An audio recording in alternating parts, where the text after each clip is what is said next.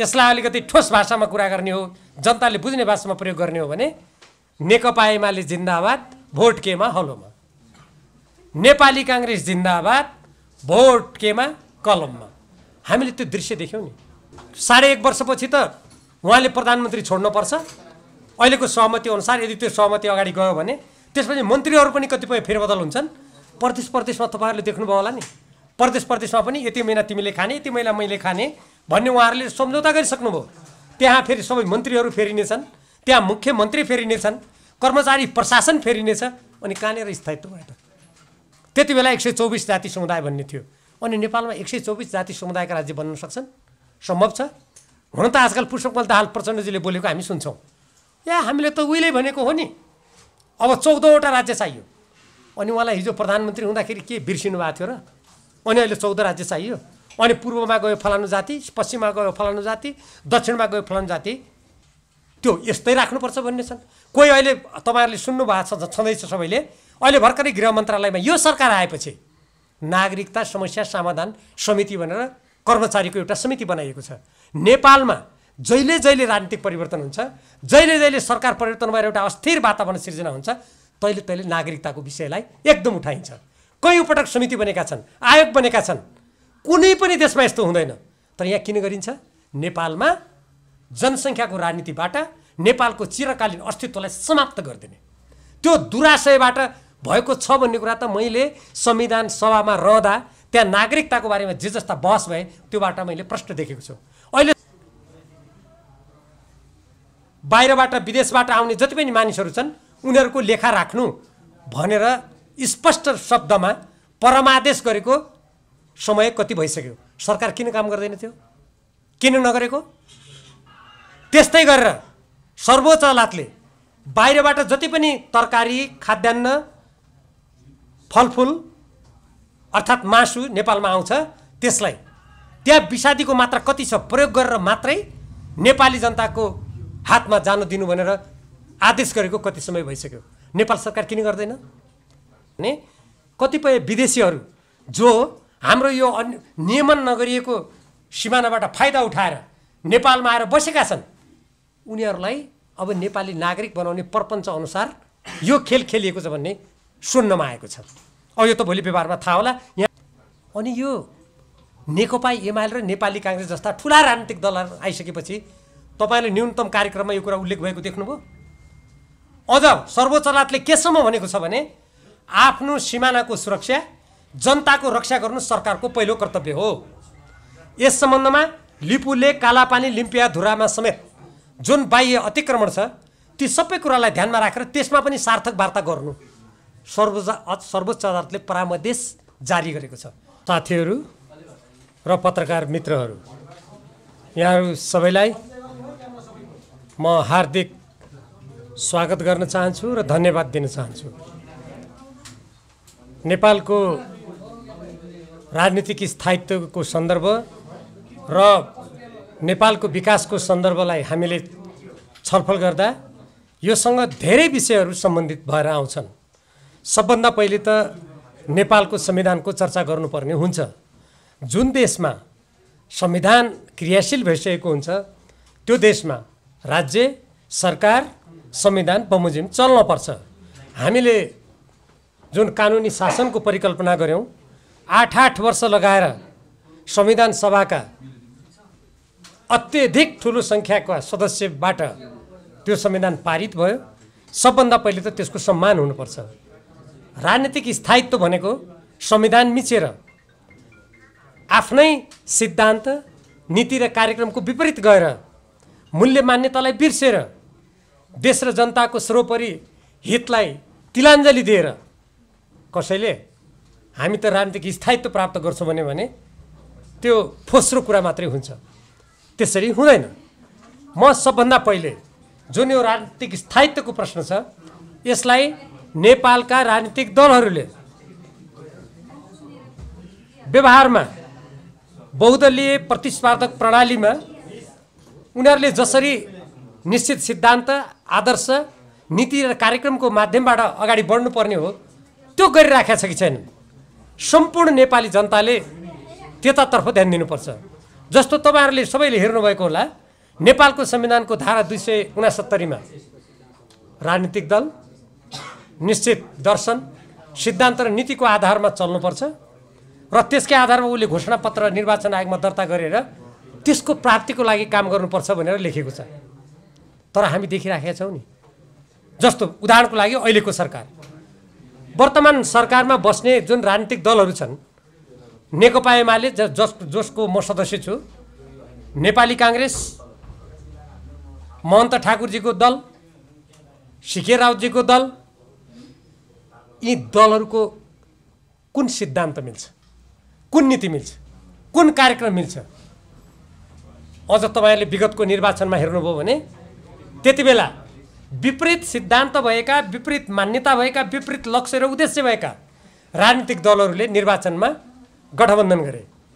यसलाई अलिकति ठोस भाषामा कुरा गर्ने हो, जनताले बुझ्ने भाषामा प्रयोग गर्ने हो भने नेकपा एमाले जिन्दाबाद, भोट केमा हलोमा, नेपाली कांग्रेस जिन्दाबाद, भोट केमा कलममा।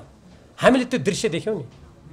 राजनीतिक अस्थिरताको बिउ यस्तै गरेर आफ्ना घोषित नीति उद्देश्य अनुसार नचल्ने, संविधानको बाध्यात्मक व्यवस्था जसले राजनीतिक दलहरूलाई यो बहुदलीय प्रतिस्पर्धात्मक व्यवस्थामा निश्चित दर्शन, सिद्धान्त, नीतिको आधारमा अगाडि बढ्नुपर्छ भनेर निर्देशित गरेको छ, त्यसको उल्लङ्घन गर्ने, यसको अनिश्चयको बिउ त्यहाँ छ। जहाँसम्म सरकार निर्माण गर्दा अब सरकारलाई स्थायित्व दिने भन्ने प्रसङ्ग छ, सरकारको स्थायित्व हामीले सामान्यतया 5 वर्षको लागि एकपटक हुने जुन निर्वाचन हुन्छ, त्यो निर्वाचन पश्चात कमसेकम पनि त्यो सरकार 5 वर्षको लागि चलोस्। त्यसले संविधान बमोजिम, आफ्ना घोषित नीति र उद्देश्य बमोजिम देशलाई, देशको राष्ट्रिय सुरक्षा, सार्वभौमसत्ता, स्वाधीनता, स्वाभिमानलाई बलियो बनाएर आजको प्रतिस्पर्धी विश्वमा काम गरोस् भन्ने त्यो राजनीतिक स्थायित्वको अर्थ त्यो हुन्छ। अमुक व्यक्तिले अमुक राजनीतिक दलसँग मिलेर 1 वर्ष, 6 महिना, 1.5 वर्षको लागि सरकार बनाउँदा त्यो राजनीतिक अस्थिरता हुने, अर्को कुनै दलले 1.5 वर्षको लागि प्रधानमन्त्री बाँडीचुँडी खाउँ भनेर भन्दा वा प्रदेशमा मुख्यमन्त्री वा मन्त्रीहरूले हामी 6 महिनाको लागि, 12 महिनाको लागि, 18 महिनाको लागि, 20 महिनाको लागि हामी यस्तो यस्तो पद बाँडीचुँडी खाउँ, मुख्यमन्त्री फलानु दलको यति महिना, फलानु दलको यति महिना भनेर भागबण्डा गरेर, अनि त्यति बेला सरकार परिवर्तन हुँदा राजनीतिक स्थायित्व हुने, त्यो हुन सक्दैन। जस्तै उदाहरणको लागि अहिले हाम्रो पार्टीको अध्यक्ष केपी ओलीजी प्रधानमन्त्री हुनुहुन्छ। अब बाँकी जुन 3.5 वर्षभन्दा अलिकति कम छ, उहाँ त्यो अवधिको लागि पुरै प्रधानमन्त्री हुने भएदेखि विपरीत सिद्धान्तका राजनीतिक दल भए पनि यसले एक हदसम्म सरकारको स्थायित्व हुने रहेछ भनेर हामी सोच्न सक्थ्यौँ, तर त्यो त छैन। 1.5 वर्षपछि त उहाँले प्रधानमन्त्री छोड्नुपर्छ। अहिलेको सहमति अनुसार यदि त्यो सहमति अगाडि गयो भने त्यसपछि मन्त्रीहरू पनि कतिपय फेरबदल हुन्छन्। प्रदेशमा तपाईँहरूले देख्नुभयो होला नि, प्रदेशमा पनि यति महिना तिमीले खाने, यति महिना मैले खाने भन्ने उहाँहरूले सम्झौता गरिसक्नुभयो। त्यहाँ फेरि सबै मन्त्रीहरू फेरिनेछन्, त्यहाँ मुख्यमन्त्री फेरिनेछन्, कर्मचारी प्रशासन फेरिनेछ, अनि कहाँनिर स्थायित्व भयो त? भयो स्थायित्व त्यहाँ अर्थमा छ त? अहिले मैले सुनिरहेको छु, यहाँहरू सञ्चारकर्मी साथीहरू हुनुहुन्छ, यहाँहरूलाई अझ बढी थाहा होला, अहिले प्रशासन यन्त्रभित्र प्रशासन सञ्चालन गर्ने न्यूनतम मूल्य मान्यतालाई समेत मिचेर व्यापक रूपमा कर्मचारीहरूको सरुवा भइरहेको छ भन्ने कुरा हामी दिनदिनै समाचार माध्यममा पढिरहेका छौँ। अझ कतिपय ठाउँमा आफ्ना मान्छे, निकटका मान्छे वा आफूले रुचाइएका मान्छे ल्याउने नाममा कर्मचारीहरूको निरन्तर कतिपय कर्मचारीमाथि अत्याचार हुने गरी सरुवा भइरहेको हामी सुन्दछौँ। अनि कहाँनिर स्थायित्व भयो त? त्यसकारण राजनीतिक स्थायित्व हामी सुशासनको लागि आवश्यक हुन्छ भने ठान्छौँ भने सबभन्दा पहिले नेपालको संविधान बमोजिम राजनीतिक दलहरू संविधानको धारा 269 बमोजिम आफ्नो सिद्धान्त, नीति, आदर्श र यो राष्ट्रको सर्वोपरि हितमा काम गर्ने, राष्ट्र हित विपरीत कुनै आचरणमा वा काम गरेमा संविधानको धारा 5 बमोजिम सँगै कानुन ल्याएर दण्डित गर्ने जुन व्यवस्था छ त्यो क्रियाशील हुनु पर्यो नि। अनि संविधानको धारा 5 बमोजिम राष्ट्रिय हितको रक्षा गर्नको लागि आवश्यक पर्ने सँगै कानुन अहिलेसम्म किन नल्याएको? अनि कसरी देश एउटा सुशासनको बाटोमा सुनिश्चित किसिमले कसरी अगाडि बढ्न सक्छ? सिद्धान्त, मूल्य, मान्यता सम्पूर्ण कुरालाई मिचेर हामी सुनिश्चित मार्गमा जान्छौँ भन्ने कुरा के सम्भव हुन्छ र? विपरीत सिद्धान्त भएका राजनीतिक दलहरू हामी एक ठाउँमा आउनुको अर्थ हामीले संविधान संशोधन गर्नको लागि हो भन्ने 7 बुँदे सहमतिमा त्यसको नीतिगत कुराहरू उल्लेख गरिएको छ। हामीले त्यस सरकारको न्यूनतम साझा कार्यक्रम पनि देख्यौँ। त्यसलाई कार्यक्रम भनेको छैन, त्यसलाई नीतिगत प्रतिबद्धता भनिएको छ र त्यसमा संविधान संशोधनको कुरा के ठोस रूपमा आउला कि भनेर मैले त अपेक्षा गरेको थिएँ। तर त्यहाँ हेरेको त त्यहाँ त के कुरा लेखिएको रहेछ भने हामी अब जनताको माझमा गएर अनि के कुरा चाहिँ हामीले त्यसमा सोच्याउनु पर्ने हो, के कुरा हेर्नु पर्ने हो, त्यसपछि हामी गर्छौँ। अब के आउँछ त ल भन्नुहोस्? नेकपा एमाले र नेपाली काङ्ग्रेस जस्ता क्रमशः दोस्रो र पहिलो ठुलो संसदका राजनीतिक दलहरूले साँच्चीकै नेपालको संविधानमा कुनै संशोधन नेपालको राष्ट्रिय हित, नेपाली जनताको सरकार, नेपाली जनताको हक अधिकार, हाम्रो आर्थिक समुन्नति, आजको प्रतिस्पर्धी विश्वमा हामी नेपालीहरू शिर ठाडो गरेर हिँड्नको लागि संविधानको कुनै प्रावधान या कुनै धारा, कुनै व्यवस्था परिवर्तन गर्न आवश्यक ठानेको भए अनि ठुला दलले त्यो कुरा प्रष्ट रूपमा भन्नुपर्छ कि पर्दैन? प्रस्ताव ल्याउनुपर्छ कि पर्दैन? ठुला दलहरू जिम्मेवार जसले देश हाँक्छन्, राज्य हाँक्छौँ, हामी अप्ठ्यारो बेलामा मिलेर यो देशलाई एउटा गन्तव्यमा पुर्याउँछु साँच्चीकै भनेको हो भने अनि त्यो प्रस्ताव ल्याएको खै त? हामीले त्यो प्रस्ताव देख्यौँ त? अब जनतासँग सोधेर कहाँनिर परिवर्तन हुनुपर्छ, कहाँनिर सुच्याउनुपर्छ हामी भन्छौँ। अब जनतासँग सोधेर भन्ने हो भने त कोही के भन्छन् भने देशलाई जातिको आधारमा टुक्र्याउनुपर्छ भन्छन्। जुन कुरा हामीले संविधान निर्माण गर्दा नेपाल जस्तो बहुजातीय, बहुभाषिक, सांस्कृतिक देशमा जातका राज्य बन्न सक्छन् भन्ने कुराको ठुलो बहस भयो त्यति बेला। अहिले त 140भन्दा बढी जाति समुदाय भनेर ल्याएको छ जनगणनाले। सायद एउटै जाति समुदायका पनि विभिन्न त्यसका उपजातिहरूलाई पनि जाति भनेको होला। त्यति बेला 124 जाति समुदाय भन्ने थियो। अनि नेपालमा 124 जाति समुदायका राज्य बन्न सक्छन्? सम्भव छ? हुन त आजकल पुष्पकमल दाहाल प्रचण्डजीले बोलेको हामी सुन्छौँ। हामीले त उहिले भनेको हो नि, अब 14वटा राज्य चाहियो। अनि उहाँलाई हिजो प्रधानमन्त्री हुँदाखेरि के बिर्सिनु भएको थियो र? अनि अहिले 14 राज्य चाहियो। अनि पूर्वमा गयो फलानु जाति, पश्चिममा गयो फलानु जाति, दक्षिणमा गयो फलानु जाति भनेर उहाँले त्यो निन्द्राबाट बिउजे जस्तो कुरा गर्नुभएको छ। अहिले कतिपय मानिसहरू संविधान दिवसलाई कालो दिवस मनाउने, संविधानलाई आगो लगाएर जलाउने, तर त्यही संविधान अन्तर्गत मन्त्री पद खाने, सांसद पद खाने, भत्ता खाने, त्यसको लागि अनेक साँठगाँठ गर्ने, राज्यका सुविधाहरू पाइएन भनेर त्यहाँ सङ्घर्ष गर्ने, त्यो काम गर्ने अनि त्यही संविधानलाई हामी मान्दैनौँ, त्यसलाई आगो लगाउँछौँ भन्ने यस्ता खालका जुन राजनीतिक चरित्र र प्रवृत्तिहरू छन् यसले देशमा राजनीतिक स्थायित्व कायम हुन सक्दैन। यदि जाति समुदायको आधारमा जसलाई कतिपयले पहिचान भनेका छन्, यदि त्यसको आधारमा देशलाई टुक्रा टुक्रामा विभाजित गर्ने हो भने भारत र चीन जस्ता विशाल देशहरूको बिचमा एकदमै संवेदनशील भूराजनीतिक अवस्थामा रहेको नेपालमा जाति जातिको पहिचान भेटिने अनि देशको पहिचान मेटिने, अर्थात् पहिचान मेटिएको देशभित्र कुनै जाति समुदायको पहिचान भेटिने कुरा के सम्भव छ? छैन।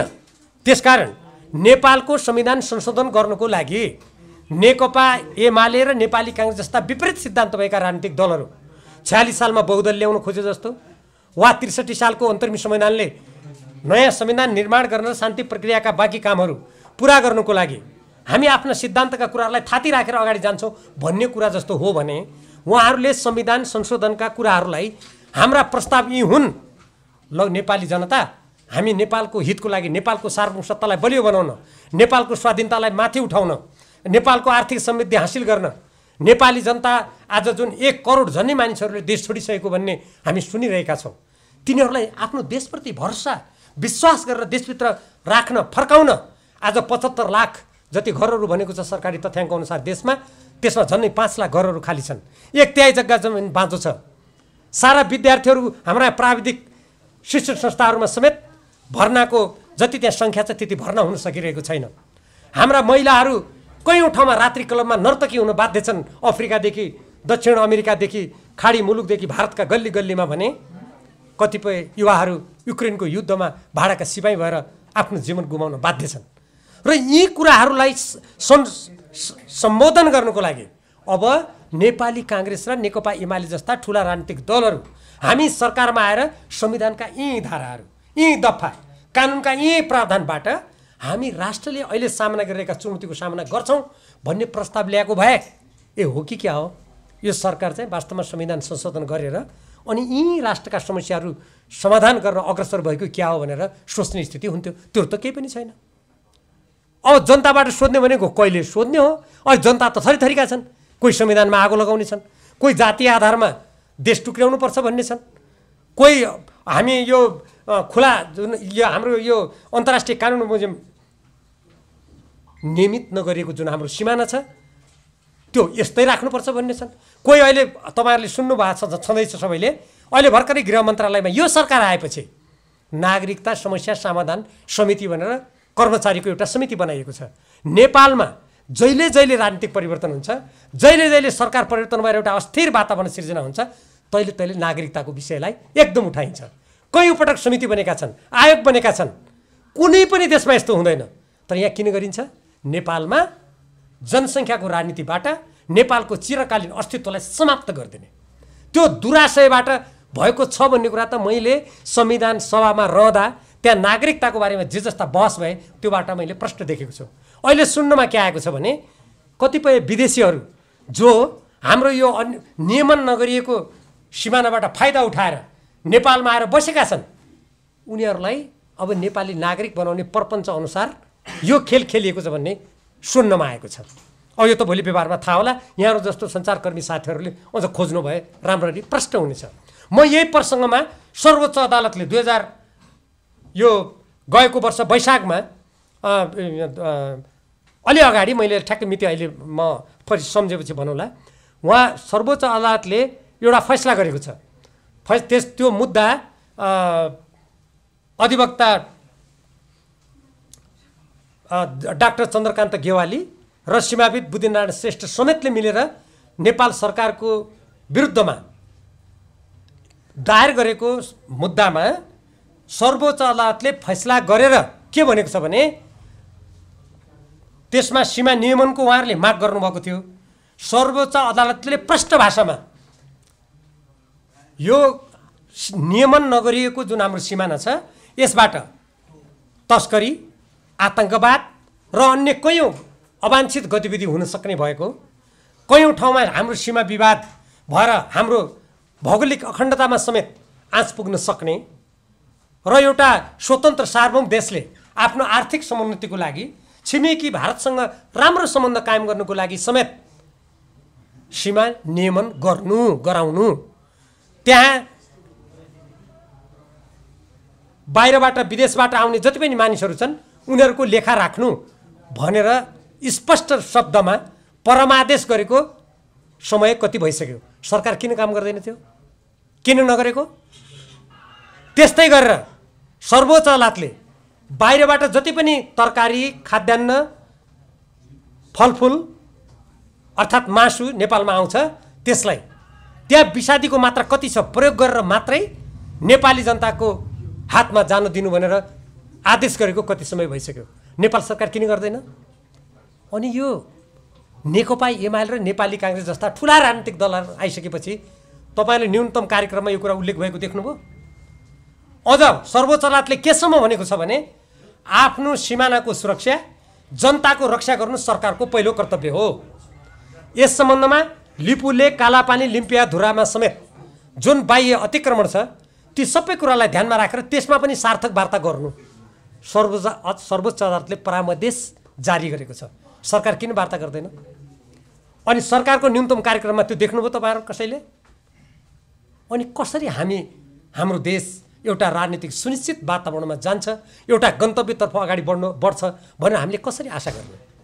सर्वोच्च अदालतले दिएको आदेशसम्म सरकारले सुन्न चाहँदैन, कार्यान्वयन गर्न चाहँदैन भने हामी कानुनी शासन र सुशासनको बाटोमा सरकार ढुक्क रूपमा अगाडि बढेर हामी नेपाली जनताले आशा गरेको, अपेक्षा गरेको समृद्ध नेपाल, कसैको अगाडि कहिल्यै नझुकेको, कसैको उपनिवेश नभएको हाम्रो स्वाधीन नेपालका हामी स्वाभिमानी नेपाली भनेर संसारको अगाडि शिर ठाडो गरेर हिँड्ने वातावरण बन्यो भनेर हामीले कसरी पत्याउने? म त्यसकारण यहीँबाट माग गर्न चाहन्छु, नेकपा एमाले र नेपाली काङ्ग्रेस जस्ता ठुला राजनीतिक दलहरू जो यो बहुदलीय प्रतिस्पर्धात्मक व्यवस्थामा एकअर्काको विकल्पको रूपमा संसदमा रहने, एउटाले गल्ती गर्यो भने अर्काले खबरदारी गरेर सन्तुलन र नियन्त्रणको काम गर्ने भन्ने हामीले परिकल्पना गरेका थियौँ। अब त्यो पनि नभएर उहाँहरू एक ठाउँमा आइसकेपछि ल अरू कुरा त भएन अदालतको आदेश कार्यान्वयन गर्नुहोस् न त। अहिले भर्खरै तपाईँहरूले एउटा कुराको जानकारी अवश्य प्राप्त गर्नुभएको होला, केही समय अगाडि संयुक्त राष्ट्र महासभामा प्यालेस्टाइनी जनताको स्वतन्त्र राज्यको अधिकारको बारेमा मतदान भयो। यो प्यालेस्टाइनी जनताको स्वतन्त्र राज्यको बारेमा धेरै लामो समयदेखि संयुक्त राष्ट्रसङ्घीय प्रणालीमा छलफल हुँदै आएको छ, बहस हुँदै आएको छ। धेरै देशहरूले प्यालेस्टाइनी जनताको स्वतन्त्र राज्यको पक्षमा मतदान पनि गरेका छन्। त्यहाँ मतदान भयो, 124 देशहरू सहित अत्यधिक बहुमतबाट प्यालेस्टाइनी जनताको स्वतन्त्र राज्यको अधिकार र शान्तिपूर्ण रूपमा बाँच्न पाउने अधिकारको सम्मान हुनुपर्छ भनेर संयुक्त राष्ट्रको महासभाबाट त्यो प्रस्ताव पारित भयो। दक्षिण एसियाका बङ्गलादेश, श्रीलङ्का, मालदिभ्स, भुटान समेतले प्यालेस्टाइनी जनताको त्यो अधिकारको पक्षमा मतदान गरे। नेपालले यसभन्दा अगाडि सधैँ संविधान बमोजिम पनि हाम्रो पार्टी जुन हाम्रो सरकारको नीति हो त्यो नीति बमोजिम प्यालेस्टाइनी जनताको त्यो अधिकारको पक्षमा आफूलाई उभ्याउँदै आएको थियो। तर यसपटक भारतको इजरायलसँगको सम्बन्ध, खास गरी भारतीय प्रधानमन्त्री र त्यहाँका प्रधानमन्त्री बेन्जामिन नेतान्याहुसँगको उहाँहरू दुईजनाको बिचको जुन सम्बन्धको गतिशीलता हो त्यो कारणले होला या अन्य कुनै सामरिक कारणले होला, भारत त्यसमा अनुपस्थित भएर बस्यो। उसले मतदान गरेन, पक्ष विपक्षमा दुईटैमा गरेन। अनि नेपालले पनि त्यही गर्यो। अनि नेपालको संविधानको धारा 51 ड मा नेपालको परराष्ट्र नीति संयुक्त राष्ट्रको बडापत्र